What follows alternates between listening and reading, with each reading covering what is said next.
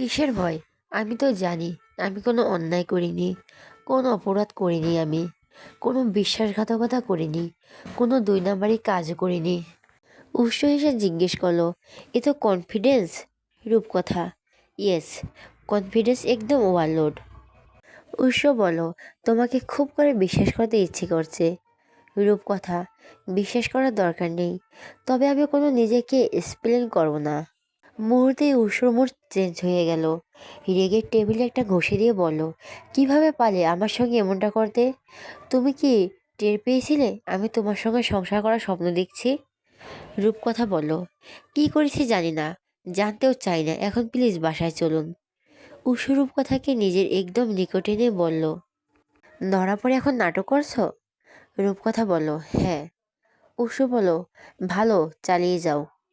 রূপকথা হেসে বলল, একটা কথা বলি শুনুন, আজকে ঘটনার জন্য আপনি একদিন অনেক বেশি আফসোস করবেন। উষ্ণ বলল, লিম জোকস? রূপকথা বলল, ঠিক আছে বাসায় চলুন। উষ্ণ বলল, যাব না। রূপকথা বলল, আমি আপনাকে নিতে এসেছি। উষ্ণ বলল, আমি বলেছি নিতে আসতে? রূপকথা বলল, না। উষ্ণ বলল, তাহলে? রূপকথা কিছু বলল না, চুপচাপ উষ্ণর দিকে কিছুক্ষণ তাকিয়ে রইল। ততক্ষণে উষ্ণ আবার নিচ থেকে বোতলটা নিয়ে খাওয়া শুরু করলো। কিছুক্ষণ পর বোতলটা শেষ করে রূপকথার দিকে তাকিয়ে বলল, আজ বহু বছর পর খেলাম, তুমি কি একটু টেস্ট করে দেখবে? রূপকথা বলো, মানে কি, এর আগেও খেয়েছেন? উষ্ণ বলো, আগে খেতাম বন্ধুদের সঙ্গে। রূপকথা বলো, এইসব খেলে কলিজা গিয়ে ফুসফুস সব নষ্ট হয়ে যায়। উষ্ণ কিছু বলছে না, তাকাতে পারছে না ঠিক মতো, মাথা ঘুরছে, সব কিছু দুইটা দুইটা দেখছে। রূপকথা বলো, রুমে এত সুন্দর সুন্দর জিনিসগুলোর প্রতি এত নির্যাতন কেন চালিয়েছেন? উৎস বলো, তোমাকে সামনে পাইনি, তাই এদের উপর ঝাল মেটালাম। রূপকথা কিছু বলছে না, কি বলবে, বলার তো কিছু নেই। লোকটা তো তার কথা বলার মুখ রাখলো না। উৎস বলল, আমার মাথা ঘুরছে। রূপকথা কি করবে বুঝতে পারছিল না। পরে ওয়াশরুম থেকে এক মগ পানি এনে উৎসর মাথায় ঢেলে দিল। উৎস চেঁচিয়ে উঠে বলল, আমার ঠান্ডা লাগছে, গায়ে পানি দিচ্ছ কেন বেয়াদব? রূপকথা বলল, আপনি না বলেন মাথা ঘুরছে? উৎস বলল, কখন বলছি? রূপকথা বলল, এই একটু আগে না বললেন? উৎস বলল, ইচ্ছে করে ভিজিয়ে দিয়ে এমন মিথ্যে বলছো? আর কতভাবে ঠকাবে আমায়? রূপকথা কিছুটা উৎসর দিকে ঝুঁকে বলল, আর যতবার ঠকানো বাকি আছে ঠিক ততবারই ঠকাবো। উৎস বলল বেয়াদব। রূপকথা উৎসর সামনে থেকে সরে দাঁড়ালো। এরপর সাদিককে কল দিয়ে বলল, কি করবো ওনাকে? সাদিক বলল, মাথায় পানি দিন, আমি লেবুর পানির ব্যবস্থা করব। খাওয়াতে পারবেন? রূপকথা বলল, মাথায় পানি দিয়েছি, আর বলে ঠান্ডা লাগছে। আচ্ছা, আপনি লেবু পানির ব্যবস্থা করুন। সাদিক বলল, একেবারে ওয়াশরুমে নিয়ে ঝর্ণার নিচে দাঁড় করিয়ে দিন। রূপকথা জিজ্ঞেস করলো, তারপরে ভেজা শরীর নিয়ে উনি বাসায় কিভাবে যাবে? সাদিক বলল, ওয়াশরুমের দরজার পাশে দেখুন আরেকটা দরজা আছে। রূপকথা সেদিকে তাকিয়ে বলল, হ্যাঁ। সাদিক বলল, এটা ছেড়ে রেস্টরুমের দরজা, এখানে ছেড়ে জামা কাপড় সহ যাবতীয় সব কিছু আছে। রূপকথা বলল, ওকে, আপনি লেবু পানির ব্যবস্থা করুন। রূপকথা কল কেটে উৎসকে বলো, ওয়াশরুমে চলুন। উৎস বলল, কেন? রূপকথা বলো, গেলেই দেখবেন। উৎস মাথা নাড়িয়ে বলল, যাবো না আমি। এরপর দরজায় কেউ নক করলো। রূপকথা গিয়ে দরজা খুলে দেখে সাদিক হাতে একটা গ্লাস নিয়ে দাঁড়িয়ে আছে। রূপকথাকে দেখে বলল, এই নিন ম্যাম, ছেড়ে যেন লেবু মানে। উৎস গলা টেনে বলল, সাদিক, তোর কপালে দুঃখ আছে। সাদিক কাতর চোখে রূপকথার দিকে তাকালো। রূপকথা গ্লাসটা নিয়ে বলল, এসব পাগল ছাগলের কথায় কান দেবেন না। সাদিক বলল, কোনো দরকার হলে ডাকবেন ম্যাম, আমি বাইরে আছি। সাদিক যাওয়ার পর রূপকথার দরজা লাগিয়ে উৎসর কাছে গিয়ে পানির গ্লাসটা বাড়িয়ে দিয়ে বলল, এটা খেয়ে নিন। উৎস জিজ্ঞেস করলো, কি এটা? রূপকথা বলল, শরবত। মাথা ঘুরছে বললেন না, তাই এনেছি। উৎস বলল, মাল খেয়ে পেট ভরে গেছে, এক গ্লাস দাও। 2 গ্লাস খেতে পারবো না। রূপকথা বুঝলো উৎস সব কিছু ডাবল দেখছে, তাই বুঝিয়ে বলল, মাল বেশি খেয়ে ফেলেছেন, তাই সব কিছু ডাবল দেখছেন। এখানে শরবত 2 গ্লাস না, 1 গ্লাস। উৎস বলল, বেশি খাইনি, সন্ধ্যা থেকে মাত্র 4 বোতল খেয়েছি। রূপকথা বলল, আচ্ছা, এখন এটা খেয়ে নিন। উৎস কাঁপা কাঁপা হাতে গিলাসটা দিল। এরপর এক ঢোকে মুখে দিতেই রূপকথার মুখের উপর কুলি করে দিল। সাথে সাথে রূপকথার চোখ বন্ধ করে নাক মুখ কুঁচকে দিল। উৎস রেগে বলল, এটা কি বালের শরবত? শরবতে চিনি কই? উৎসর এমন কাজে রূপকথার রাগ হয়। উৎসর এমন কাজে রূপকথার রাগ উঠলেও তা প্রকাশ করলো না, কারণ এখন রাগ দেখানোর সময় নয়। এখন সবটা চুপচাপ ঠান্ডা মাথায় সামলাতে হবে। এটা ভেবে রূপকথায় চুপচাপ ওয়াশরুম থেকে মুখ ধুয়ে আসলো। এরপর উৎসকে বলল, এটা শরবত নয়, এটা লেবু পানি। উৎস বলল, লেবু পানি কেন? আমি ড্রিঙ্ক করে মাতলামি করছি নাকি? রূপকথা বলল, একদমই না। উৎস বলল, তাহলে? রূপকথা বলল, আচ্ছা আসেন একটা চুক্তি করি। উৎস বলল, কিসের চুক্তি? রূপকথা বলল, আপনি যদি এই এক গ্লাস লেবু পানি খান, তাহলে আমি এখান থেকে আপনার চোখের সামনে থেকে চলে যাব। উৎস তাড়াতাড়ি করে লেবু পানিটুকু খেয়ে গ্লাস খালি করে বলল, শেষ। রূপকথা মনে মনে বলল রূপকথা মনে মনে বলল, আমাকে তাড়ানোর এত তীব্র আকাঙ্ক্ষা, অথচ এই আকাঙ্ক্ষার কথা আমি আগে একটুও টের পাইনি। এর আগে একটু টের পাইনি, কি বোকা আমি। উৎস বলল, এখন নিশ্চয়ই চলে যাবে। রূপকথা বলল, আগে ওয়াশরুমে চলুন, তারপর যাব। উৎস বলল, যদি না যাও? রূপকথা বলল, প্রমিস 1 ঘন্টার মধ্যেই চলে যাব। উৎস বলল, ওকে ফাইন। এ বলে উৎস চেয়ার ছেড়ে উঠে এক কদম ওয়াশরুমের দিকে যেতেই মুখ থুবড়ে পড়ে যেতে লাগলো। রূপকথা তাড়াতাড়ি করে ধরল তাকে, বলল, বসুন। উৎস লক্ষ্মী ছেলের মতো চেয়ারে বসে পড়ল। রূপকথার গায়ের শাল আর ওড়নাটা খুলে টেবিলের উপর রাখলো। এরপর উৎসকে ধরে বলল, উঠুন। এরপর রূপকথা উৎসকে নিয়ে ওয়াশরুমে চলে গেল। রূপকথা উৎসকে ঝর্ণার নিচে দাঁড় করিয়ে বলল, দাঁড়ান এখানে। উৎস দাঁড়ালো। একটু পর রূপকথা ঝর্ণা ছেড়ে যেই না ওয়াশরুম ছেড়ে বেরিয়ে আসবে, ঠিক তখনই উৎস তার হাত ধরে তাকে একদম নিজের কাছে নিয়ে আসলো। উৎসর এক হাত রূপকথার কোমরে আর এক হাত রূপকথার পেছনে দেওয়ালে। উৎস রূপকথার চোখে চোখ রেখে বলল, আমি একা শীত খাবো কেন? তুমিও খাও। রূপকথা বলল, ছাড়ুন, ভিজে যাচ্ছি আমি। উৎস কোনো উত্তর দিল না, তবে এখনও তার চোখ রূপকথার চোখে আবদ্ধ। কিছুক্ষণ দুজন চুপচাপ ঝর্ণা নিচে দাঁড়িয়ে থাকার পর উৎস বলল, আমাকে ভালোবাসার লোভ দেখিয়ে ধ্বংস করার অপরাধে আপনাকে কখনো ক্ষমা করব না, মিসেস রূপকথা আহসান।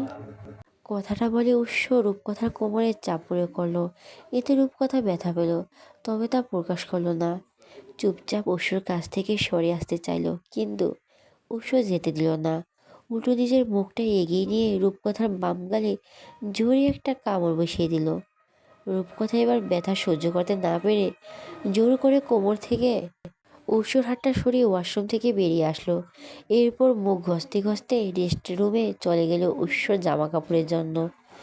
রেস্টরুমে ঢুকে রূপকথা মুগ্ধ হয়ে তাকিয়ে রইল। রুমটা এতটা পরিপাটি আর গোছানো হবে রূপকথা ভাবতেই পারেনি। এই একটা রুমের মধ্যে সব কিছু আছে, ওয়ার্ড্রোব, আলমারি, মিরর, বিছানা, একটা স্টাডি টেবিল। রূপকথার রুমটা আর বেশি পর্যবেক্ষণ না করে ওয়ার্ড্রোব থেকে উৎস জামা কাপড় নিয়ে আবার ওয়াশরুমে ছুটল। এইভাবে যে মানুষটা ঠান্ডা লাগবে। রূপকথা উৎসকে জামা কাপড় দিয়ে বাইরে এসে দাঁড়ালো। ভেজা গায়ের উপর ওড়না আর শালটা জড়িয়ে নিল। ঠান্ডা তার সমস্ত শরীর জমে যাচ্ছে, বারবার কেঁপে উঠছে মেয়েটা। উৎস চেঞ্জ করে ওয়াশরুম থেকে বেরিয়ে আসলো। ঘুমে মাথা ঘুরছে তার, চোখে ঝাপসা দেখছে। উৎসকে বেরিয়ে আসতে দেখে রূপকথা তাড়াতাড়ি করে ছাদিকে কল দিল। কল রিসিভ হতে বলো, ভাইয়া ভেতরে আসেন। ছাদিক বাইরে ছিল, তাই রূপকথার কল পাওয়ার সঙ্গে সঙ্গে দরজা নক করে ভেতরে গেল। রূপকথা ছাদিকে বলল, আপনার স্যারকে বাসায় নিয়ে যাব, হেল্প করেন। সাদিক রূপকথার কথা মতো উৎসকে ধরল। এরপর আস্তে আস্তে কেবিন থেকে বের হয়ে লিফটে উঠল। উৎস চোখ বন্ধ করে সাদিকের উপর অর্ধেক ভর দিয়ে হাঁটছে। কোথায় যাচ্ছে সে নিজেও জানে না। সাদিক ড্রাইভ করছে, রূপকথা উৎসকে নিয়ে পেছনে বসেছে। জাওয়াত কুঞ্জের সামনে এসে গাড়ি থামতে রূপকথা উৎসকে নিজের কাছ থেকে একটু দূরে সিটে হেলান দিয়ে বসিয়ে গাড়ি থেকে বের হলো। এরপর সাদিকে বলল, আমি আগে আগে যাচ্ছি, আপনি পেছনে আপনার ছেলেকে নিয়ে আসুন। রূপকথা আগে আগে যাচ্ছে, পেছনে সাদিক উৎসকে নিয়ে আসছে। বাবার বাইরে থেকে গার্ডরা সবাই উৎসকে দেখে অবাক হলো। সবাই সাদিকে জিজ্ঞেস করতে লাগলো, স্যারের কি হয়েছে? সাদিক সবাইকে বলল, তেমন কিছু না, স্যার একটু অসুস্থ। সাদিক উৎসকে রুমে এনে বিছানায় শুয়ে দিল। রূপকথা সাদিককে বলো, আপনাকে অনেক কষ্ট দিলাম ভাইয়া, তবে আপনি যদি কাহিনীটি আমাকে সন্ধ্যায় জানাতেন তাহলে আমাদের কাউকেই তো কষ্ট করতে হতো না। সাদিক বলো, ম্যাম আমি স্যারের একজন সামান্য কর্মচারী মাত্র। স্যারের উপর কথা বলার সাহস আমার নেই, কিন্তু আজকে অনেক সাহস দেখিয়ে ফেলছি। স্যারের যদি আজকে সব কথা মনে থাকে তবে চাকরিটা হয়তো কালই আমার শেষ দিন। রূপকথা বলল, আল্লাহ ভরসা, কিছু হবে না। সাদিক বলল, ঠিক আছে ম্যাম, আসি, স্যারে খেয়াল রাখবেন আর মেন ডোরটা লাগিয়ে দিন। সাদিক যেতে রূপকথা বাসার মেন ডোরটা বন্ধ করে রুমে এসে জামা কাপড় নিয়ে ওয়াশরুমে চলে গেল। ঠান্ডা পায়ে ব্যথা করছে তার। এত রাতে এই ঠান্ডার মধ্যে ভেজা কাপড় নিয়ে এতক্ষণ থাকা যায়? রূপকথা চেঞ্জ করতে করতে বলল, ডিয়ার জাওয়ার সাহেব, আজকে যা করলেন এর জন্য আপনাকে কঠিন মশল গুনতে হবে। ভাববেন না এত সহজে ছাড়া পেয়ে যাবেন। আজকের একদিন আমি সহ্য করেছি, বাকি 1 মাস আপনি সহ্য করবেন। এরপর রূপকথা চেঞ্জ করে এসে গায়ে কম্ফোর্টারটা জড়িয়ে উৎসর পাশে শুয়ে পড়ল। পরের দিন বেলা 11:30টায় রূপকথার কাশির শব্দে উৎসর ঘুম ভাঙল। ঘুম ভাঙতে উৎসর নিজেকে রূপকথার বুকে আবিষ্কার করলো। দেখলো সে বালিশ থেকে একটু নিচে রূপকথার বুকে মুখ গুজে শুয়ে আছে। রূপকথা নিজের এক হাত আর এক পা উৎসর ওপর তুলে দিয়েছে। উৎসর রূপকথার বুক থেকে সরে তার পাশে বালিশে শুয়ে পড়ল। একটু পর সময় দেখার জন্য বালিশের পাশে হাত রাখতে মোবাইল খুঁজল, কিন্তু পেল না। শেষে উৎস উঠে বসলো। এরপর নিজের দিক তাকিয়ে বলল, কিরে, আমার জামা কে চেঞ্জ করেছে? আর আমি তো অফিসে ছিলাম, এখানে কিভাবে আসলাম? উৎস একবার রূপকথার দিকে তাকালো, দেখলো মেয়েটা বেঘরে ঘুমাচ্ছে। রূপকথার দিকে তাকাতেই উৎসর কালকের কথা মনে পড়ে গেল। উৎস একটা দীর্ঘশ্বাস ছেড়ে উঠে দাঁড়ালো। উঠে দাঁড়াতে মাথাটা চক্কর দিয়ে উঠল। তাড়াতাড়ি করে আবার বিছানায় বসে গেল। বিছানা থেকে দেখা যাচ্ছে তার ফোনটা রূপকথার স্টাডি টেবিলের উপর রাখা আছে। উৎস কিছুক্ষণ বসে থেকে আস্তে ধীরে উঠে মোবাইলের কাছে গেল। এরপর মোবাইলের স্ক্রিনে সময় দেখে উৎসর চোখ কপালে উঠে গেল। দেখলো বেলা 11:40 বাজে। উৎস ফোনটা বিছানায় রেখে তড়িঘড়ি করে ওয়াশরুমে চলে গেল ফ্রেশ হতে। এরপর ফ্রেশ হয়ে এসে নিচে চলে গেল। মাথাটা ভীষণ ভারী ভারী লাগছে তার। কিছুক্ষণ পর পর চক্কর দিয়েছে উঠছে। উৎস নিচে এসে দেখে তার একমাত্র খালা আফিকা এসেছে। লিভিং রুমে তার সঙ্গে বসে কথা বলছে আয়েশা বেগম আর রাবেয়া বেগম। উৎস গিয়ে আফিকার সঙ্গে ভালো মন্দ কথা বলে মাকে জিজ্ঞেস করলো, আব্বা কোথায়? আয়েশা বেগম বলল, তোমার আব্বা তো অফিসে গেছে। ফারুক সাহেব অফিসে গেছে শুনে উৎস খানিক চিন্তিত হলো, কারণ কাল অফিসে যে সে ঘটনা ঘটিয়ে এসেছে তা যদি তার বাবা টের পায় তবে সে ভীষণ লজ্জা পাবে। যদিও সাদিকের উপর বিশ্বাস আছে, তবুও মনের কোনো এক্ষুনি চিন্তায় একটু থেকেই যায়। আয়েশা বেগম উৎসকে জিজ্ঞেস করলো, কাল রাতে কতক্ষণে এসেছিলে? উৎসকে এবার মিথ্যা আশ্রয় নিতে হলো। বলো, আপনারা শোয়ার পরপরই চলে এসেছি। রাবেয়া বেগম বলল, বাসায় একটু তাড়াতাড়ি আসবা, এত দেরি করো কেন? বাসায় যে বউ না খেয়ে অপেক্ষা করে সেদিকে হুঁশ থাকে না? আয়েশা বেগম জিজ্ঞেস করলো, রূপকথা উঠেছে? উৎস বলল, না। রাবেয়া বেগম বলল, ডাকুনি? উৎস বলল, না। আয়েশা বেগম বলল, ঘুমাচ্ছ যখন থাক, ডাকার দরকার নেই, শরীর খারাপ লাগছে হয়তো। উৎস বলল, আচ্ছা আপনার বাসায় গল্প করেন, আমি কিছু খেয়ে নেই। আয়েশা বলল, যাও, কিচেনে ফাতিমা আর আলিয়া আছে। উৎস ডাইনিং রুমে বসে আলিয়াকে নাস্তা দিতে বলল। আলিয়া বলল, আসতেছি স্যার। উৎস ডাইনিং রুমে বসে আলিয়াকে নাস্তা দিতে বলল। আলিয়া বলল, আসতেছি স্যার। একটু পর আলিয়া উৎসর সামনে নাস্তা দিয়ে গেল। উৎস খাওয়া শুরু করলো। খেতে খেতে ভাবলো, কাল রাতে কী হয়েছে তা পুরোপুরি জানতে হলে তাকে অফিসে যেতে হবে। শুধু অফিসে গেলে হবে না, নিজের কেবিনে সিসিটিভি ফুটেজও চেক করতে হবে। কাঁচতে কাঁচতে রূপকথার ঘুম ভেঙে গেল। হঠাৎ করেই তো কাশি আর গলা ব্যথা করছে কেন? বুঝলো না রূপকথা। গাটাও কেমন গরম গরম লাগছে, হয়তো জ্বর আসবে। রূপকথা চুলগুলো হাত দিয়ে খোপা করে উঠে বসলো। এরপর বালিশের পাশে মোবাইল খুঁজে দেখলো। পরক্ষণই রূপকথার মনে পড়লো কাল রাতের মোবাইলটা স্টাডির টেবিলের উপর রেখেছিল। রূপকথার দেওয়াল ঘড়ির দিকে তাকিয়ে দেখে 12টা বাজে। টাইমটা রূপকথা বিশ্বাসই করতে পারল না। ভাবলো ঘড়ির টাইম হয়তো উল্টাপাল্টা হয়ে গেছে, তাই উঠে মোবাইল দেখতে গেল। পরে মোবাইলও দেখে একই টাইম। এবার রূপকথা ঝাঁকুনি খেলো। তাড়াতাড়ি করে জানালার পর্দাগুলো সরিয়ে দেখে বাইরে খা খা রোদ। রূপকথা বলো, ইয়া আল্লাহ, এতক্ষণ হয়ে গেছে, সবাই কি ভাববে। রূপকথা দাঁড়িয়ে ওয়াশরুমে চলে গেল ফ্রেশ হতে। এরপর ফ্রেশ হয়ে এসে মাথায় কাপড় দিয়ে নিচে চলে গেল। রূপকথা নিচে গিয়ে দেখে আয়শা বেগম কিচেনে সার্ভেন্টদের সঙ্গে কথা বলছে, আর উৎস মোবাইলে কিছু দেখতে দেখতে নাস্তা করছে। রূপকথা উৎসকে সম্পূর্ণ ইগনোর করলো, তার পাশ কাটিয়ে চলে গেল। অথচ একটাবারের জন্য তার দিকে তাকালো না, তাকানোর প্রয়োজনও মনে করলো না। রূপকথা কিচেনে গিয়ে দাঁড়াতেই আয়শা বেগম বলল, তোমার শরীর ঠিক আছে? রূপকথা বলল, ঠিক আছে, কিন্তু হঠাৎ করে গলা ব্যথা করছে, সঙ্গে গাটাও একটু গরম লাগছে, জ্বর আসবে মনে হয়। আয়শা বেগম রূপকথার কপালে হাত দিয়ে বলল, জ্বর তো অলরেডি আছে, নাস্তা করে ওষুধ খেয়ে নাও। রূপকথা বলল, আচ্ছা। আয়শা বেগম রূপকথার মুখের দিকে তাকিয়ে জিজ্ঞেস করলো, তোমার বাম গালে কি হয়েছে? সেকেন্ডের ব্যবধানেই রূপকথা এক হাত বাম গালে চলে গেল। একটু থেমে বলো, কাল না চিংড়ি মাছের তরকারি খেয়েছি, এই জন্য অ্যালার্জি বেড়ে গেছে। আয়শা বেগম বলল, কাল তো চিংড়ি মাছের কোনো তরকারি রান্না হয়নি, আর তার আগের দিন হয়েছিল। রূপকথা বলল, সরি, কালকের আগের দিন বলতে কালকেই বলেছি। আয়শা বেগম বলল, আচ্ছা, তুমি গিয়ে বসো, আমি তোমার জন্য নাস্তা নিয়ে যাচ্ছি। রূপকথা আর কিছু না বলে সোজা লিভিং রুমে গিয়ে বসলো। একটু পর আয়শা বেগম নাস্তা করে নিয়ে ডাইনিং রুমে গিয়ে রূপকথাকে না পেয়ে উৎসকে জিজ্ঞেস করলো, রূপকথা কোথায় গেল? উৎস ফোন থেকে চোখ তুলে বলল, কি জানি, খেয়াল করিনি। আয়শা বেগম বলল, আজ তো একটা মানুষ তোমার সামনে দিয়ে হেঁটে চলে গেল, আর তুমি খেয়াল করনি? উৎস কিছু বলল না। আয়শা বেগম রূপকথার নাম ধরে ডাকলো, রূপকথা, কোথায় গেলে তুমি? লিভিং রুম থেকে রূপকথার জবাব এলো। আয়শা বেগম বলল, নাস্তা করতে এসো। রূপকথা মনে চাইলো বলতে, এখানে নিয়ে আসুন। আবার মনে হলো এটা বলে বেয়াদবি হবে, তাই উঠে নিজের ডাইনিং রুমে চলে গেল।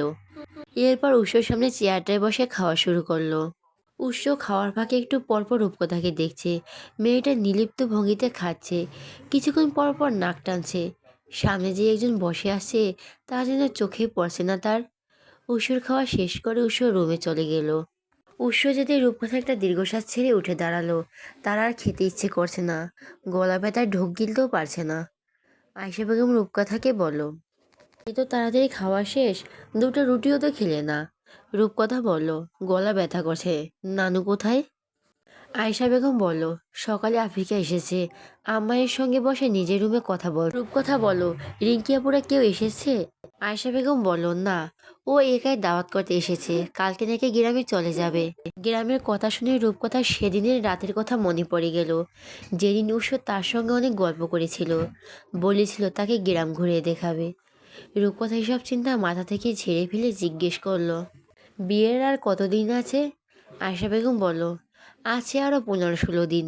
রূপকথা বলল, তাহলে তো এখনো দেরি আছে, এ তো তাড়াতাড়ি গ্রামে চলে যাচ্ছে কেন? আয়শা বেগম বলল, বাড়িঘর সব পরিষ্কার করতে হবে না, নিজেদের একটা প্রস্তুতি আছে না। রূপকথা বলল, আচ্ছা, আমি গিয়ে খালামণির সঙ্গে দেখা করে আসি। আয়শা বেগম বলল, আমি ওষুধ এনেছি, আগে ওষুধ খেয়ে নাও। রূপকথা আয়শা বেগমের দিকে শান্ত দৃষ্টিতে তাকালো, জিজ্ঞেস করলো, আপনি এত ভালো কেন? আয়শা বেগম হেসে জিজ্ঞেস করলো, বেশি ভালো নাকি? রূপকথা বলল, হ্যাঁ, অনেক বেশি। আয়শা বেগম বলল, আচ্ছা, এখন ওষুধ খেয়ে নাও। রূপকথা ওষুধ খেয়ে রাবেয়া বেগমের রুমে গেল। এখানে গিয়ে দেখে দুই মা মেয়ে বসে গল্প করছে। রূপকথা গিয়ে আফিকাকে সালাম দিয়ে জিজ্ঞেস করলো, কেমন আছেন? আফিকা বলল, ভালো আছি মা, তুমি কেমন আছো? শরীর খারাপ নাকি? রূপকথা বলল, আলহামদুলিল্লাহ ভালো আছি। না, শরীর খারাপ না, একটু গলা ব্যথা করছে শুধু। রাবেয়া বেগম রূপকথাকে নিজের পাশে বসালো। রূপকথার চুল আর ওড়না দিয়ে বারবার বাম গাল ঢাকার চেষ্টা করছে, কিন্তু তার পারল কই। রাবেয়া বেগম জিজ্ঞেস করলো, গালে কি হয়েছে? রূপকথা বলল, অ্যালার্জির সমস্যা বেড়ে গেছে। আফিকা বলল, ওষুধ খাওনি? রূপকথা বলল, এখন খেলাম। বাসার সবাই কেমন আছে? রিঙ্কি ওদের আনতে পারতেন। আফিকা বলল, বাসায় অনেক কাজ, কালকে গ্রামে চলে যাব। রূপকথা কিছু বলল না, রাবেয়া বেগম বলল, আমি আজকে আফিকার সঙ্গে চলে যাব। মুহূর্তে রূপকথার মন খারাপ হয়ে গেল। বলল, যেতে দেব না, আপনি আমাদের সঙ্গে যাবেন। রাবেয়া বেগম বলল, তুমি আজকে আমার সঙ্গে চলো। রূপকথা বলল, না, আজকে আমিও যাব না, আপনাকে যেতে দেব না।